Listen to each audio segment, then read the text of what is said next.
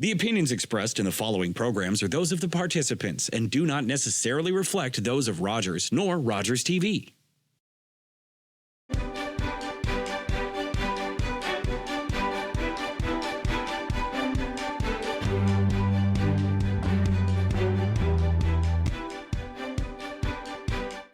Hi, and welcome to Politically Speaking. I'm David Shearman.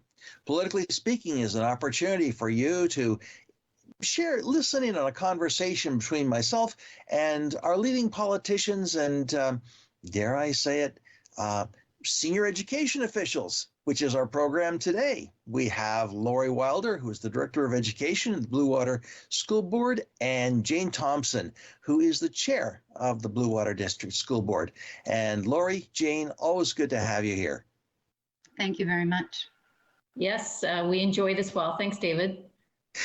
Now, obviously, the thing that has probably occupied a lot of your time, although I know we've got a full agenda of questions I can ask, of course, has been COVID and the school system and getting things up and running again.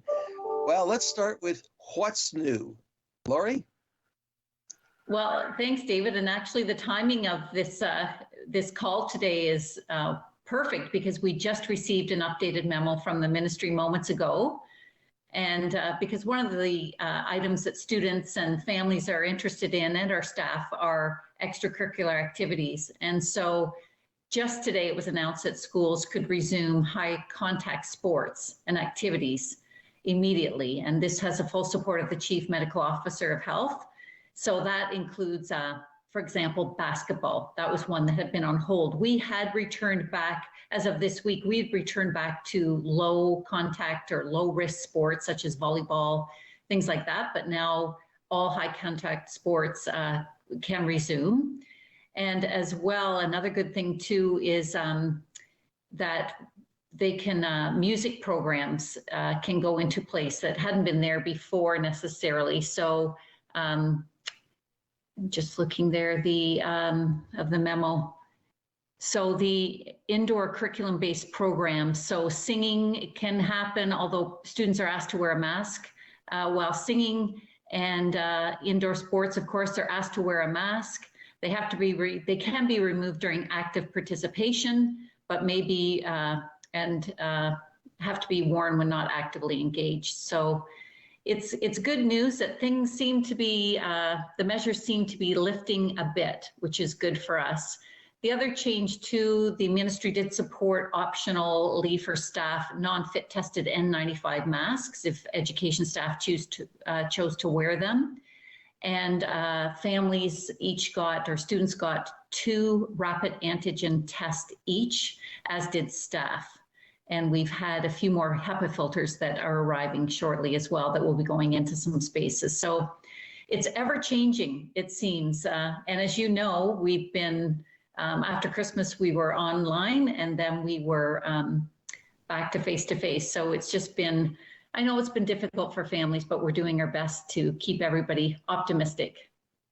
It's interesting you should say that schools will be allowed to have contact sports with masks. My gosh, and then Canadian women's hockey at the Olympics has proved that you can do heavy contact sports with masks on. Now, that's an entirely different level of athletics, but the point is they did it. So we got a good role model there. They sure did. I did watch part of that game. Just amazing, absolutely amazing. So the memo that came out said if they're really engaging in high intense sports, they can take the masks off, but any quiet times on the bench or if they're waiting to go on to play, then they should be masked for sure. Okay, so those full court presses in basketball, they don't have to wear a mask. But hey, but if they're warm on the bench, yep, got to wear a mask. That's true. For One sure. of the other exciting things about return to school is our students are back to 4 courses a regular semester in high school, which many were really keen to have a return to. And I think it's exciting news for all our students.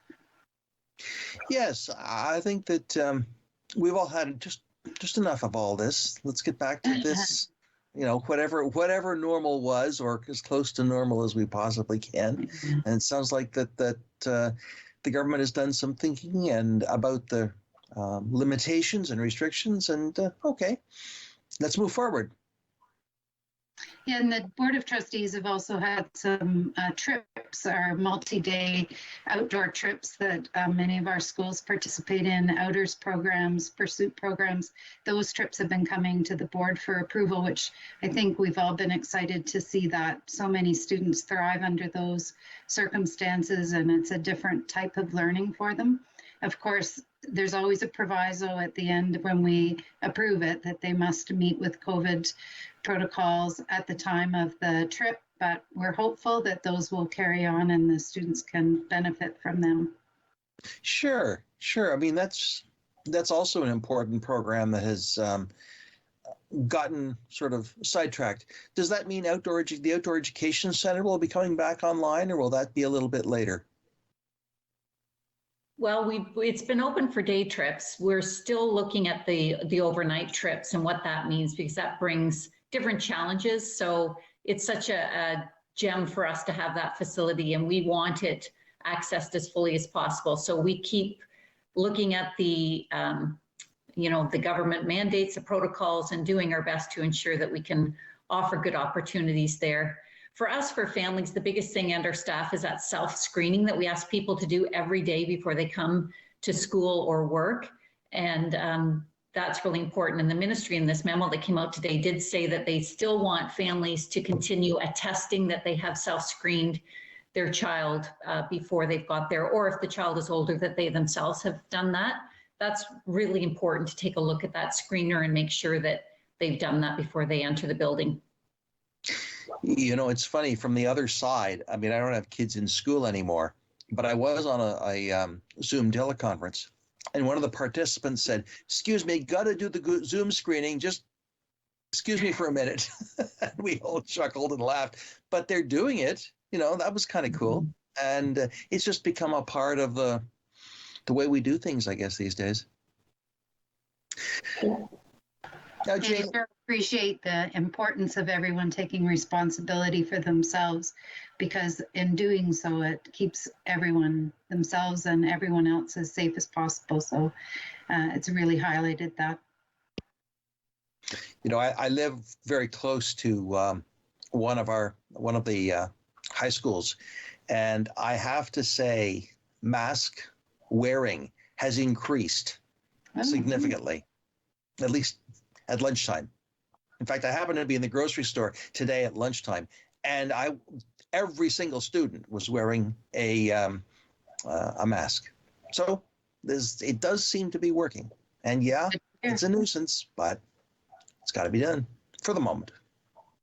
We are very happy to hear that, because I know that that's certainly the protocol we enforce in the buildings, and we can't always watch what happens outside the building. So we're very happy to hear that. Thanks for sharing.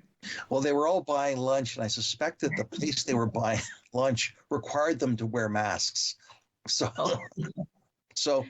hey, if I want lunch, I gotta wear a mask, I guess. Mm-hmm. But there's another important announcement that has come out, and that's computers for secondary students. What's that all about? It is very exciting. It is a wonderful announcement for us, and a long time in coming. So just today, we were able to meet with secondary principals to share this news. We had an opportunity to talk to trustees about it, but we will be providing a device for all secondary students. One of the rationale for this too is the ministry is indicating that they're moving forward with every secondary student completing 2 online credits. So this will support that for those students who may not have technology at home. So we are absolutely thrilled that we're able to do that, and we are going to get them out in the next couple of weeks to all of our students. And then all incoming grade 9s. So in September, any incoming grade 9 will get their own laptop device. Now, will they be laptops that they can keep through high school? Absolutely, that's the intention. They keep them the whole time they're in secondary school. They can take them home, bring them back to school. So it's completely for their use. And then just when they are graduating, then they would turn the laptop back into us. And well, will they be? So they turn them back in. They don't get to keep them, but it's kind of like the old textbook thing. And if you are of a certain vintage, and neither of you are, but I am. I remember we had to. We were issued our textbooks at the beginning of every year, and you just sign your name for it, and it was really kind of fun because you always wanted to look at who got the textbook before you, and you never knew. You just never knew.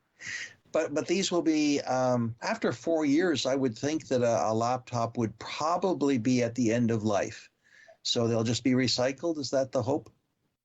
Yeah, absolutely. I was going to say that technology changes so quickly. So probably after that length of time that a student would be in secondary school, the computer itself might, be ready to be, recycled, as you said. And I do want to say, I was of the vintage with the textbooks. I too remember signing off, and I think we had to pay a deposit, and were we able, if we returned our textbooks in good shape, we were able to get the deposit back.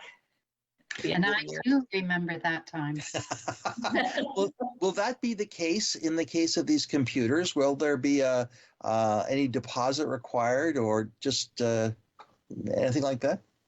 No deposit required, but we will have a semi-contract, just that they will do their best to take care of the device and safely and respect it, that kind of thing. So it would be that, because if it's lost, I mean, they're just not easy to respond or to replace. So we want to make sure students take really good care of them.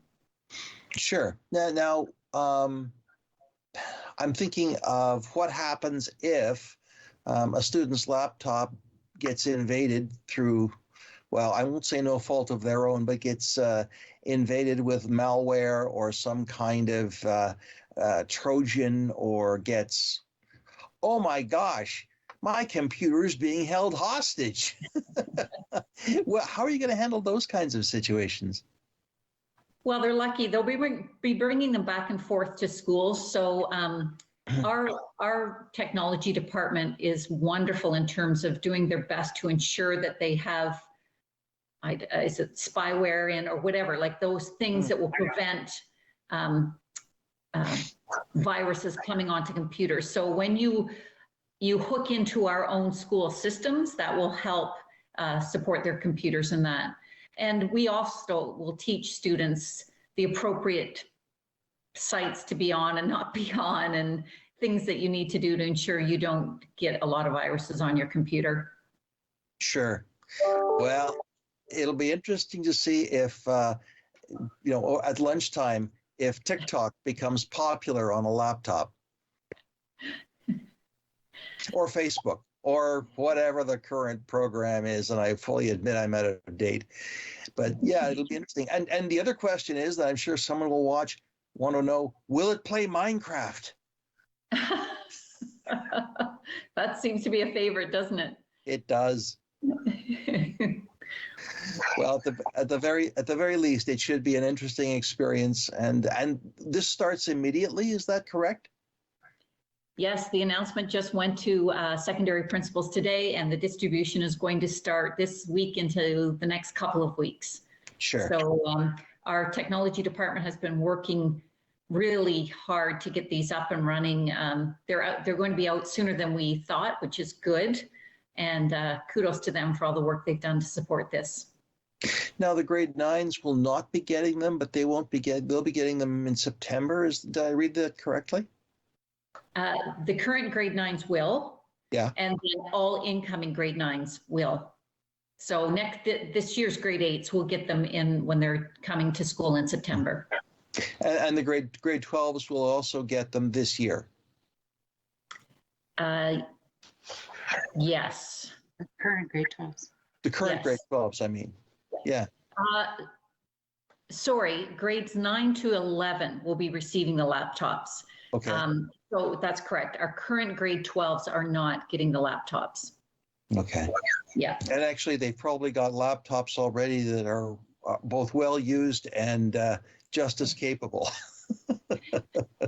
Well, and they will be graduating before that online learning. The 2 credits comes into play. So they won't need it for credit either. No. Yeah.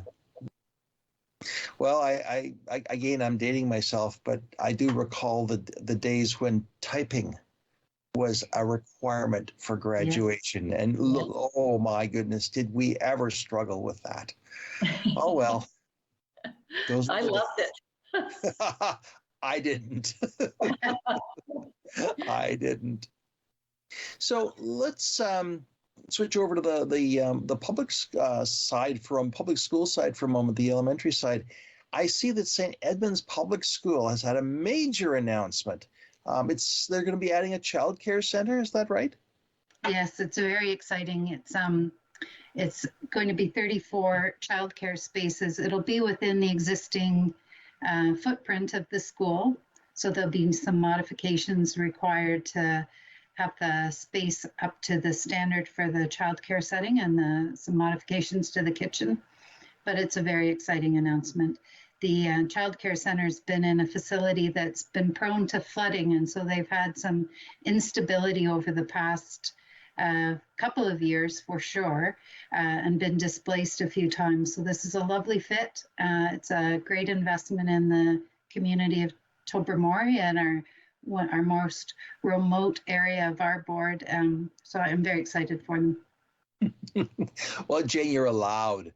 I mean, after all, isn't that the area that you represent, Wharton? Yes. And the North from Hepworth up to Tobermory. Yeah, so that's kind of your turf, so to speak. Mm-hmm. Yeah. Yes, yeah, it's a real terrific message for the community. When you live in such an isolated situation, you can sometimes feel like all of the extras go to the bigger centers. So this is a nice boost for them. Sure. Yeah. Now, will this will be open year round, will it? Yes. Okay. Yeah. Well, that will certainly help people who need it, and help perhaps bring some job stability to the area as well. Yes. Yeah. And for people to feel like they have the confidence that there's a good childcare center for them, they may settle in that area versus thinking they needed to locate further south. So it may provide some growth that way also. Who will be the actual operator of the child care center? It's through Bruce County.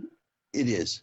It's not like there are either private operators, but I know Owen Sound Family Y is also a major operator of childcare spaces. Yeah, this is through Bruce County. So Bruce County is doing it. Well, I know I've talked to, and I think we've talked about this, no, I guess it's the politicians I've talked to, that ECE teachers are very, very hard to find. So let's hope that they're able to either redeploy staff, or there'll be new people coming into the positions, so that they'll be able to run fully staffed from the first day. Which reminds me, what is the opening date, Jane? We're hoping for January of 2023. Okay, so we're about 11 months away. Mm-hmm. So are the renovations, Lori, particularly significant in the building? Well, we're lucky with the building that we have there, because it's got space. So if we're looking at a January 2023 opening, I'm going to say it's not really significant. There's still work to be done, but if we can accomplish it in that time, it's not like you're building new structures or anything. It's just taking what's already existing and renovating it to accommodate appropriately. Well, that sounds like it's going to be a kind of a, dare I say it, an easy peasy kind of job. But we'll just wait and see, won't we? Easy peasy for someone. Yes, not your wheelhouse. Not at all. And just to kind of go into the weeds a little bit, I presume it'll be contracted out, and they'll be using local contractors as much as possible. That's certainly always the hope, absolutely. And especially given that's in Tobermory. So that would be wonderful. Sure. So a little economic boost there too. Hmm. Well, when I get Bill Walker on here, and I think I've got him at least once before the end of April, we'll have a conversation about that, and again, I'll get his take on this this great announcement. Well, and typically, I mean, our intention was to have an outside ribbon cutting on the day of the announcement, and I know Mr. Walker was excited, and we were too, that we could do that, but the weather predictably was not good that day. Jane, thank goodness she was our weather person, because we were texting her to say, what's it like there? And it was very blowy. Buses have been canceled, so we ended up having a virtual announcement, but I know Mr. Walker was hoping for otherwise, as were we. Well, this is Grey Bruce. I mean, yes. Be prepared. Yeah, and Laura, you should be well familiar with snow days and canceling school and saying the buses aren't running. Yes, that's for sure. We have had a lot of them. Not as many this year. So, touching wood, not as many this year. Well, that's good. I just saw a long-range forecast for the coming week, and it's going to be cold. But that's a whole other issue. We can take the cold. The snow, well. It is what it is, I guess. It is what it is. Mm-hmm. Excuse me. Well, let's move into another one. There's some important events being celebrated in the school system right now, and the first is Black History Month. Yes, absolutely. They call February Black History Month, although for us, we do encourage our schools to celebrate throughout the year. We don't just want it to be something that happens during the month. And so the Black History Month provincially, the title is February and Forever. And what the intention is to celebrate Black history today and every day. And they want to look at the contributions that Black Canadians make and have made to Canada. So it just looks at the achievements and contributions of Black Canadians to the history, culture, and overall fabric of Canada as a nation. And so for us, we provided some resources to our schools. And last year and this year, we have a performer, Sadat is her name. She's a children's performer. So she is with us again to support presentations and for our grade 8 or kindergarten to grade 8 students. And as well with the support of Bruce Power, Rosemary Sadlier. She's a Order of Ontario and a social justice advocate, a researcher, a writer, a consultant, and an international speaker on Black history, anti-racism, and women's issues. So Bruce Power is helping us host sessions for grades 7 to 12 students. It's a virtual lunch hour session with Rosemary on February 25th. And she will talk about her own personal journey, including how she formally initiated Emancipation Day in Canada. And she also had a critical role in the establishment of Black History Month herself. So as well, Bruce Power is donating one of her books to each one of our schools with intermediate and senior students. So we are doing a lot locally to celebrate and support our schools in presentations and resources.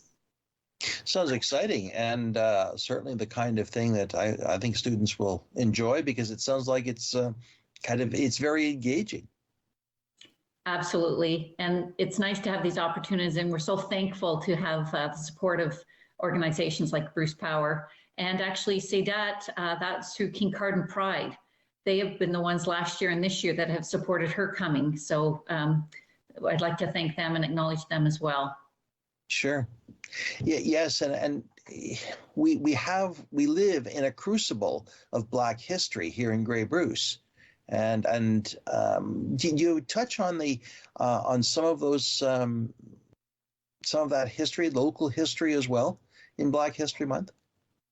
Oh, absolutely. I mean, we try to do that even so when we talk about Indigenous education too. I mean, having that local perspective is so absolutely important. And I do know that our area, as you highlighted, is very immersed in that with that history. So I know our educators do a fabulous job of researching that, ensuring that they infuse that into the classrooms as well.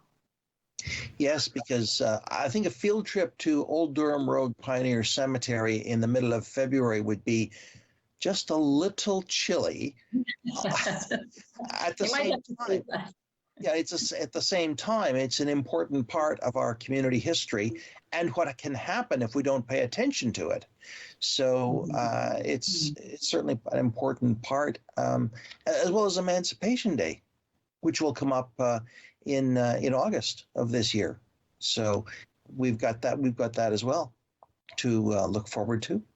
Yes, absolutely. Excuse me. This sideswiping with COVID takes some time to get over. Ugh. Oh. I also wanted to touch for a moment on Pink Shirt Day, because that's another significant day related to anti-bullying. So which one of you wants to tell the story there? Do you want me to go ahead, Jane? Yeah, I was just going to say it's another day, though, that is an important topic year-round, but a day that symbolizes it. Well, what's it about? Give me the thumbnail of what Pink Shirt Day is about. So that day this year is celebrated on Wednesday, February 23rd. And so on that day, students and staff are encouraged to wear pink, and it is to raise, as you mentioned, anti-bullying awareness. So if the intention is to reduce bullying by celebrating diversity in all forms and supporting workplaces, schools, communities to be safe, supportive, welcoming, and inclusive of all people. Really here locally and across Canada, our diversity is becoming more and more visible than ever. And so people continue to embrace their cultures and identities and true selves in more open and direct ways. So the title for this Pink Shirt Day is Lift Each Other Up. I really like that. It's just trying to encourage greater acceptance and respect and inclusion for everyone, which we all know is so very, very important. So make sure on February 23rd, you wear your pink. Okay. And you don't have to wear a pink shirt, although that's ideal. Yes. Or a pink ribbon. You could wear a pink tie. You could wear just anything pink, just as a sign of support and solidarity. Mm-hmm. You're right, David. Yeah, lots of potential. Pink Shirt Day is one of those things that I hope we don't lose the roots of it, because it did have a connection, as I recall, and correct me if I'm wrong, with a school bullying incident. And I think it was in Nova Scotia, where there was a bullying incident for somebody who wore a pink T-shirt. And when the word got out, everybody showed up in pink T-shirts as a sign of solidarity. So this kind of gesture is hugely important and has some real genuine roots in a caring community. I know the intentions are very pure and good, and I know we've done this for a few years now, and the more we do it, the more pink we see in different forms and different clothing, as you mentioned, and it's just, it's wonderful to see that students, they really do seem to get at the idea of respecting one another.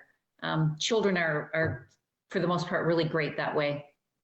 They are indeed. They are indeed. Well, we're going to take a quick break, and we'll be back with further conversation. I'm David Shearman. This is Politically Speaking. We'll be right back.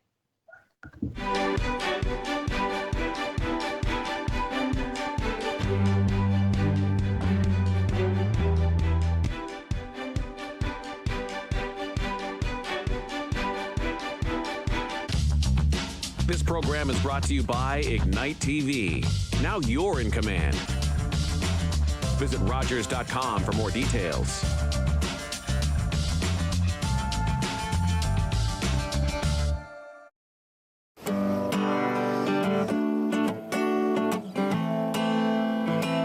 I'm a singer-songwriter from Six Nations, and I've been writing songs about my experience, and with that being said, it's helped me hold hope in my heart in following my dreams and being resilient to everyday Indigenous battles.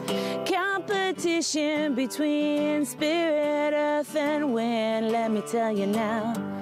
This song in particular, The Shiner, is a special song that I wrote for my grandfather. He was a snow snake maker, and that is a Haudenosaunee winter sport. It's my job to educate and to share, and the music allows me to do that. He'll be shining snow snakes and mudcats to the end of his days.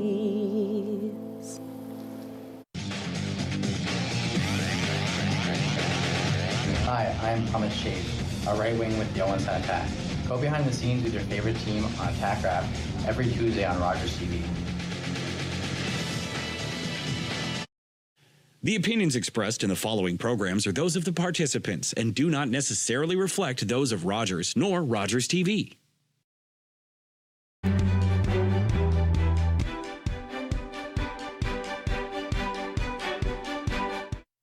Hi, and welcome back to Politically Speaking. I'm David Shearman. My guests are Lori Wilder, Director of Education, and Jane Thomson, who is the chair of the Bluewater District School Board, or Bluewater Board of Education, whatever you want to use. That's okay. Lori, Jane, always good to have you here. Thank you. Now, we were kind of kibitzing between during the break about Jane being awfully quiet. Well, Jane, I'm going to put you on the spot, and we're going to talk about money. All right? All right. All right. Because it's budget time. And just like every household, just about every organization, you got to have a budget, and you got to run by the budget. So what's happening with the budget at the school board? Well, we're in the process of, we've had a few reports on developing the budget. Of course, the grants for student needs, the amount of money that will dictates how it falls out in the end, has not yet been released. It's been promised to come out earlier this year. Last year was very late, which makes the planning very difficult. But we're certainly in the process of working through the budget. We're now we're open for a public consultation, so we're looking for people to give us some feedback of thoughts of what they think is important for us to consider. And the one thing that I think about is our computers for our secondary students. We've thought that was important for quite some time, but we didn't have the money to be able to do that. So just because you have a thought that may not work out in this year's budget, it's worth putting that information forward, because somewhere down the road it may be the item that we do have the money for. As you know, most of our budget is spoken for in our staff salaries, but we do have some that we can try and flex and determine what the priorities are. Budgets, Jane, are often divided into two categories, and I'm thinking of things like municipal budgets. One is operations, which would be the salaries that you're talking about, and the other one is capital expenses, which would be bricks and mortar. Is that the way the school board budget is set as well? Certainly, there's some money that's set aside for repairs to our schools. There's an amount that we have to work within for that. But there's also the capital projects that would be the Tobermory announcement, for example, or the Markdale School. Those are separate. They're applications that are made to the ministry, and if we're successful, those dollars are different in the capital side. Okay, so the I know the funding is in a very interesting, how shall I say, it comes from a number of sources. Well, let's talk a bit about what those sources are when you're doing the budget. Where does the money come from? I'm not sure what you mean about the different sources. Certainly our funder is the province. So it all comes from the province.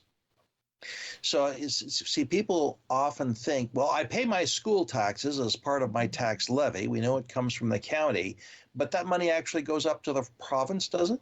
Yes, it does.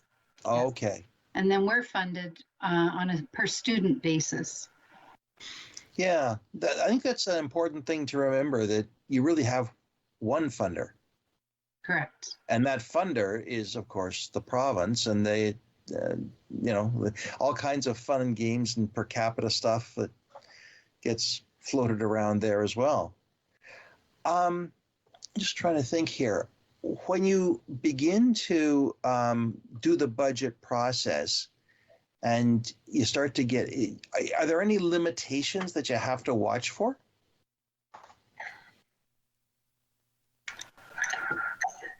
Or you sort of have to go with what the province gives you? Yes, I mean, we have to work within the dollars, and any new activities or plans, we look to make sure that they're sustainable over the years, that we aren't setting ourselves up to do something that we can't afford moving forward. So some of the dollars that come from the ministry are salaries. We could be guaranteed that that money's going to come every year, but another project that maybe came through, some of the COVID dollars that have come through may not show up in another year. So we have to be careful how we use those dollars, that we're not setting ourselves up moving forward, that we've committed to an expense we may not have the funding to support. What's the actual bottom line on the budget? How many dollars are we looking at? I presume it's in the millions. Yeah, yes. Our budget's about 227 million. Well, that's a little more than your average paycheck, but I think what it also says is that the school board, because as you said, most of those dollars are for salaries. Is that correct? Yes. So that we could say that the school board is a large economic driver of Grey Bruce. Absolutely. Because those people who receive salaries are going to turn around and spend that money here in Grey Bruce. Yes. Has anyone ever done a study of, one of the things that I'm hearing time and time again is this, as I use the word economic drivers. Has anyone actually looked at the school board in terms of how much it contributes to the economy of Grey Bruce? I don't know. Laurie, do you know? It's an interesting question, because I would say that we are one of the top employers in Grey and Bruce counties for sure. With our occasional staff and our permanent staff, we are, close to 3,000 employees, give or take. And we know we're pretty specific on the number, though, because we've had to report on vaccination status to the ministry of our employees. But yeah. You raise a great point, because we do employ a lot of people and we have wonderful staff. So being one of the major employers, we do keep things running in Grey and Bruce counties. And with COVID, I think people have been staying home more and hopefully spending their dollars locally, more so than they might have been had they been able to travel outside more so. It might be something to kind of, we're going to have other conversations in the future, but maybe it's one of the things you could sort of look up, because I know, for example, that we all say Bruce Power is a huge economic driver in Grey Bruce. Well, it is. Mm-hmm. So is Grey Bruce Health Services. Mm-hmm. So is South Bruce, the other hospital corporation.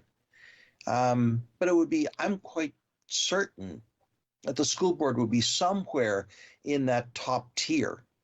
It would be interesting, at least for curiosity's sake, and maybe for your own interest. I don't know, to see where it was. That's what you can say. You can send that off to your staff, Lori, and say, "Hey, how are we?" I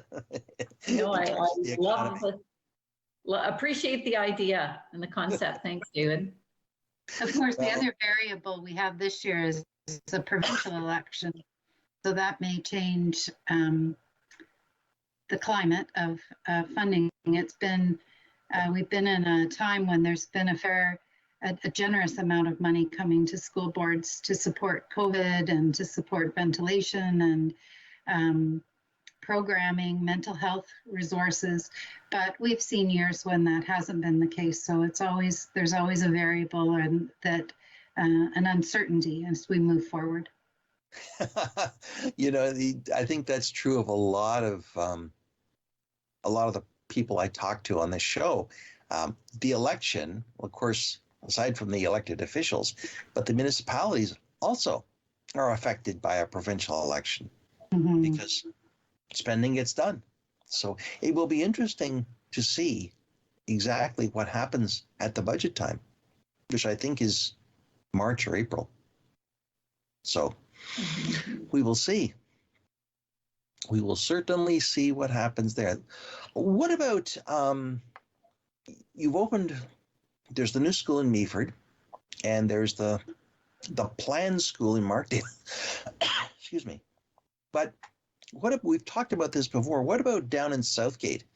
Are you anticipating further growth in that area? We sure are.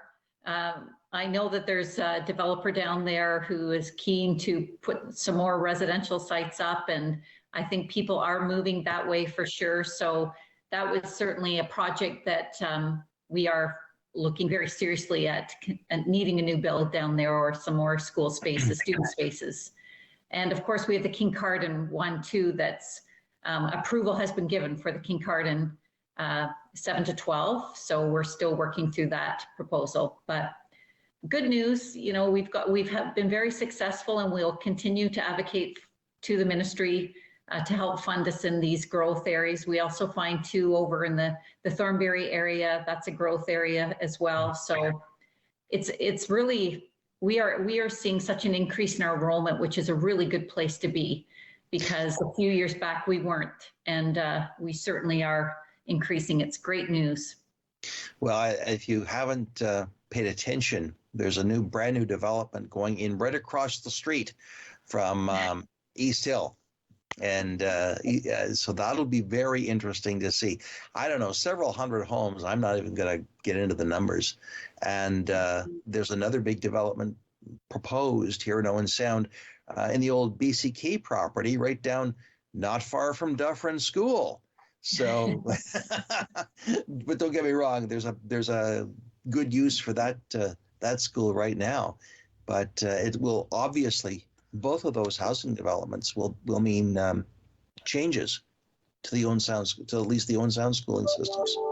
Well, we could say the same too. Over in the Port Elgin area as well. I know near our Northport school, they've got development occurring there. So a lot of development within Bluewater area. Well, Jane, looks like you may have some important decisions to make. Well, we were discussing at a board meeting recently that, you know, this is part of COVID, and to a degree that no one could foresee, that people were able to work remotely and move out of bigger centers and come to our smaller areas. So it's trying to keep ahead of it, and the funding for new schools doesn't work to anticipate what's going to happen. It's more what's happening at that time. So it is an ongoing process. Sure. And speaking of elections, Jane, yes. I know we'll talk about this at least once more, but there is a municipal election coming up at the end of October. And, you know, I'm not going to embarrass you by asking you to commit now whether you're going to run or not, but I may yet, but down the road. But my point is this, that school board is often a place of entry into the political scene for many people, or for some people. And what's the process going to be? Can you outline the process that if people are considering running, what they have to do? I'll do my best. I noticed in my tax assessment, or my notification that I received yesterday, there was a note within that said that the municipal elections, the forms for candidates would be available Monday, May the 2nd. So I assume that's the same for all of our municipal areas. If anyone's interested in running, I would really encourage them to watch our board meetings, attend to see what's happening, to ask a trustee to find out some more information about what happens. I think people sometimes get into the role and it's different. The expectations are what we work within is different than what they expected, and that could be frustrating for them. So I would do your homework before. OPSPA, Ontario Public School Board Association, has resources on their website that people could look in and see the trustee training modules and what might be involved in the role. There's be lots of information there. So I would just encourage, I mean, it's a great role, but I would just encourage people to know what they're getting into, and there'd be lots of opportunities to do that. Sure. And like you said, reach out to an existing trustee and find out what it's all about. Governance is the important function of the school board, not operations. And as such, it's really a very different role than you might be used to, you might think about. But always looking for qualified people to run for election. Now, you don't see at least in this area, the same number of signs for people. Like you might have one or two candidates running against each other, but you don't see the signs or anything. So it's I don't want to use the word low cost, but it's a relatively easy way to enter into the political life if that's what you feel you want to do. Actually, a trustee has more money available to them to spend in an election than a municipal councillor, because it's based on your population base, and because we represent more than one municipality often, that dictates the amount of money you could spend. I was more on the low end side, certainly when I ran, but you could have quite a campaign. Right. Those spending limits also come into play, don't they? Because that's one of the sort of in the weeds around elections, but candidates are restricted to the amount of money they can spend. And but as you say, because you represented a larger district with a larger number of electors, you can spend more. Yes. Yeah. But I hate to tell you, you can't spend your way into office. You got to have a little bit more than that. So, well, we'll talk about that too, because I think that it is it's one of those things I think that's worth lifting up, because everyone has the opportunity to run for office, at least in this country, as long as you're a Canadian citizen and over 18. Yes. So, the other thing is that the only restriction, and I'll say this simply because I do have the folks from the Catholic School Board on. If you want to run for the Catholic School Board, you got to be a Roman Catholic. You can't. It doesn't matter if you're a public school trustee, but you got to be a Roman Catholic to run for the Roman Catholic system. That's a whole. We've had that conversation on the show, so I won't go into that. But just to be clear. So are you looking forward to the election, Laurie or Jane? No. It's I enjoy very much the work that I do, but the process of the election is not my favorite part of it. Well, it's not an easy thing. It's very different. So, well, best wishes, and I'm sure we'll talk about it again. And from the flip side, for you, Laurie, you get every 4 years you get to work with a changed board membership. Sometimes, I mean, you'll have people continuing, obviously, but you get people who are new. Yes, that can always happen. I know the last time around, I wasn't in the director's role at that time, but I would say, and Jane can agree, I think it was almost half our trustees were new last time. And so it does make quite a difference. Just as Jane said, like sometimes people aren't really quite sure what the role is. So it does take some support in helping them understand, going through the trustee modules that Jane referenced that's available on the Public School Boards Association, Trustee Association website. Things like that are very, very helpful. And it's just, you know, helping the new group of people coming together, you know, and getting to know one another and being able to work well together too is really important. So it'll be interesting to see who chooses to run again and who might come forward, putting their name forward. And it'll be interesting to see the outcome of the election.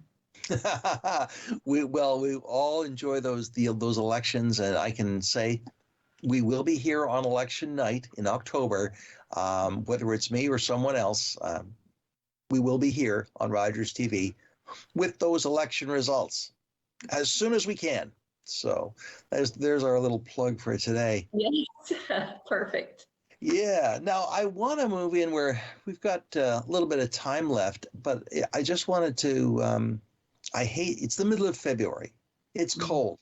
It's snowy, and we got to talk about grade 9 entry for September and kindergarten registration.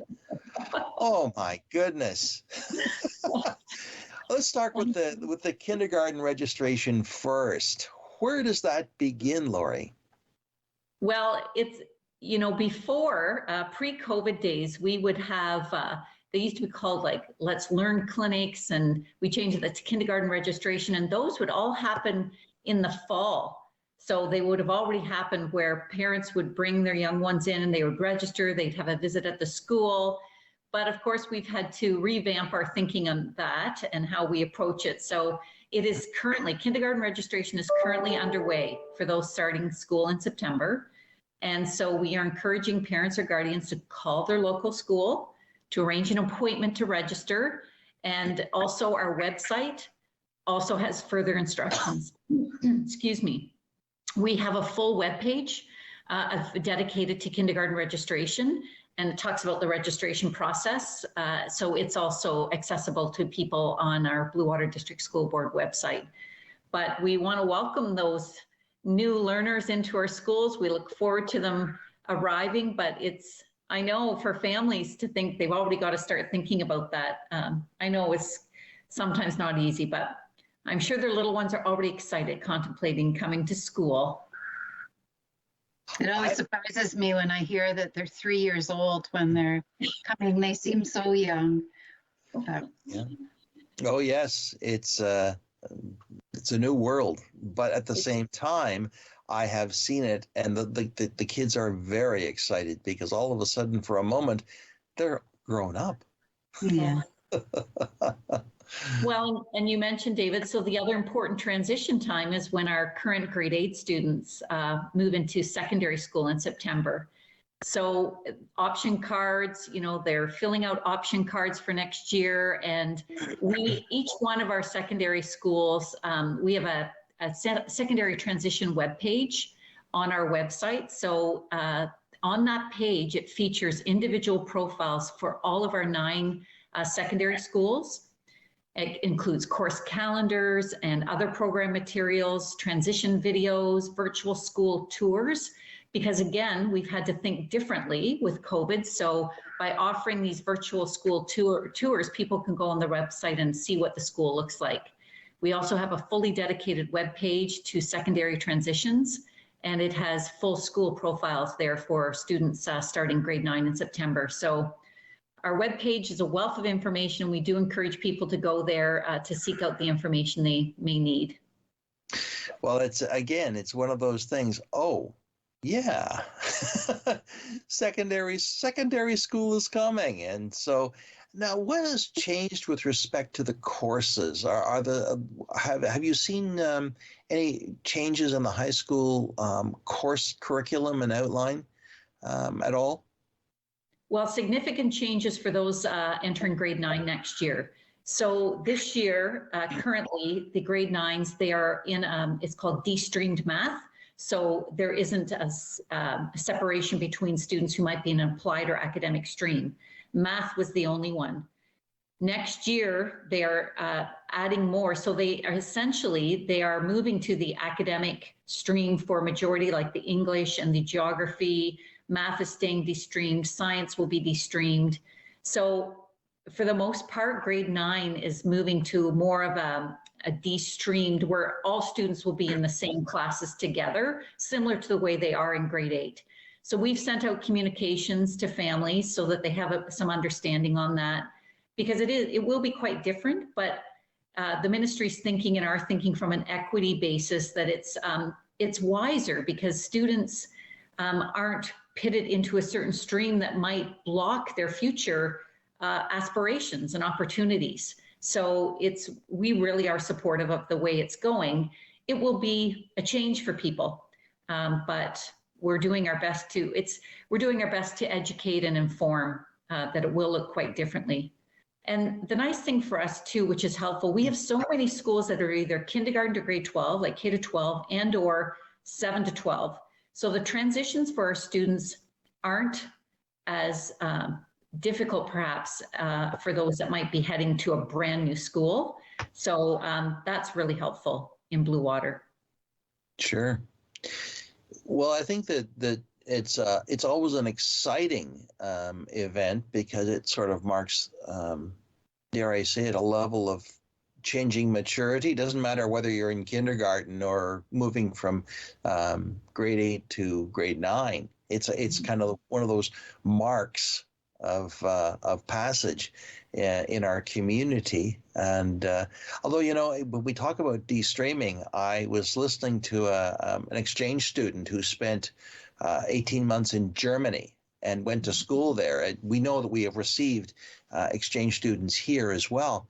And this student was telling us that in Germany, they actually start streaming in grade 5. Oh, wow. Very, very different. Very different. Mm-hmm. So we had quite a conversation with a student about how she felt about that. And it was quite a fascinating conversation, but different place sometime, different world. So, yeah. And I take it that, and we'll probably get into this on the next time when you come back, which will be in April. We'll talk about things like staffing and where we are in COVID. So we still have lots and lots and lots to talk about. My goodness, it's almost hard to believe that we're almost out of time. It's always quite fascinating to have both you on, Lori, and you, Jane, because it gets us behind the scenes. I mean, we all drive past the school and we know, oh, that's school. I remember when I went there, perhaps. But it's a very interesting and a very different picture we get when we talk to the both of you. So I want to thank you for being a part of Politically Speaking today. Lori Wilder, who's the Director of Education, and Jane Thomson, who's the Chair of the Bluewater District School Board. Thank you both, and you can be sure we'll talk again. Thank you for your time today. Really.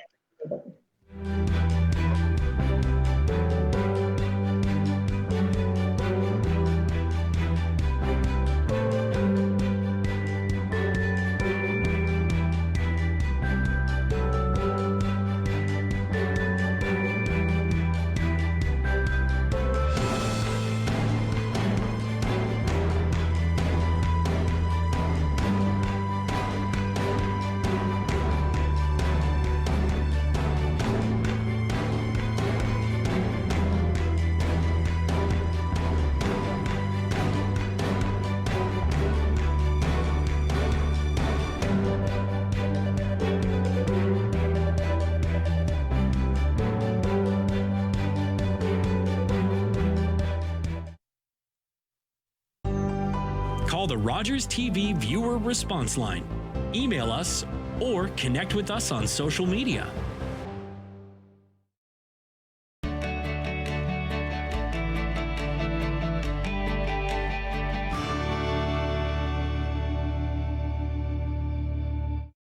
What kind of show do you want to see on Rogers TV? What interests you? Log on to rogerstv.com, fill out a show proposal, and tell us about your segment idea. We want to know what you want to see. Rogers TV, only on Rogers. We're creating space for change. Progress. Equity.